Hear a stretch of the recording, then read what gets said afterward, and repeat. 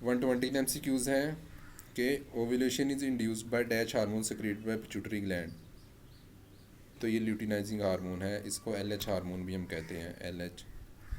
Progesterone है जो, उसने एक हिंट ये भी दी है कि पिट्यूटरी ग्लैंड से रिलीज़ हो रहा है, लेकिन प्रोजेस्टेरॉन हमें पता है कि प्रोजेस्टेरॉन जो कार्पस ल्यूटियम से सक्रीट होता है, जो ओवरी में होते हैं, कार्पस ल्यूटियम। एस्ट्रोजन सक्रीट होता है फॉलिकल से, डेवलपिंग फॉलिकल से, फॉलिकल स्टिमुलेटिंग हार्मोन ये इंटीरियर पिट्यूटरी से रिलीज़ होता है। लेकिन FSH उसने साथ दूसरी हिंट भी दी है कि ओव्यूलेशन इंड्यूस करता है वो हार्मोन, लेकिन FSH ओव्यूलेशन इंड्यूस नहीं करता। FSH जो फॉलिकल्स होते हैं उनकी डेवलपमेंट में हिस्सा लेता है। तो ये आपकी बुक की ही लाइन थी कि luteinizing hormone which induces ovulation. Ovulation क्या होती है? जो ग्रेफियन फॉलिकल होता है या मेच्योर फॉलिकल होता है, उसमें से सेकेंडरी ओसाइट, याद रखिए एग नहीं बल्कि secondary oocyte, secondary oocyte release होता है। सेकेंडरी ओसाइट, सेकेंडरी ओसाइट ये आपने अच्छी तरह याद रखना है, ये एग नहीं होता।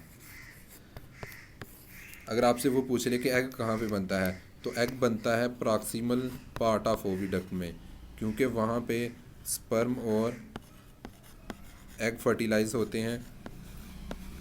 स्पर्म और एग फर्टिलाइज कहाँ पे होते हैं? प्रॉक्सिमल पार्ट ऑफ ओविडक्ट में। तो वो आपसे पूछ सकता है कि एग कहाँ पे बनता है, वो आपको ओवरी ऑप्शन देगा, वो आपको प्रॉक्सिमल पार्ट ऑफ ओविडक्ट देगा। तो करेक्ट ऑप्शन क्या होगा?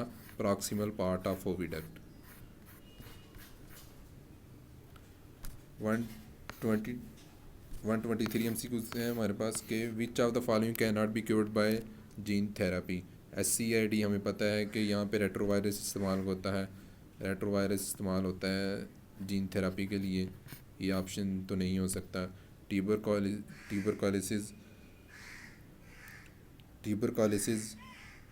अगले ऑप्शन देख लेते हैं। सिस्टिक फाइब्रोसिस, हमें पता है कि सिस्टिक फाइब्रोसिस में भी लिपोसोम माइक्रोस्कोपिक वेजिकल्स को यूज़ करते हैं।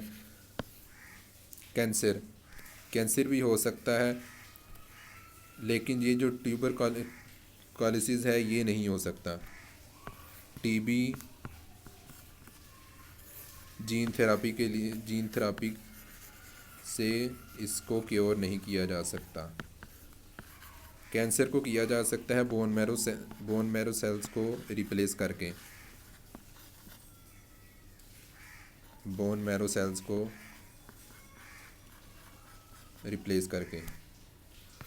124 MCQs है।